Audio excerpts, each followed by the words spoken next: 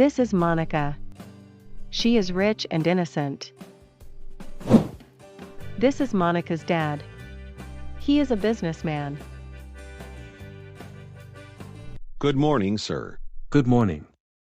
Bring me a glass of juice. I will be right back, sir. He is Paul. He is nice and generous. Good morning, Dad. Good morning, my son. Have you watered the garden? Yes, Dad, I have. Okay, my son. I have a lot of things to do. Monica, madam, is ready to go. You can ask her. Okay, Dad. Paul and his dad work here. Hi, my love. How are you? I am not good without you. I miss you a lot.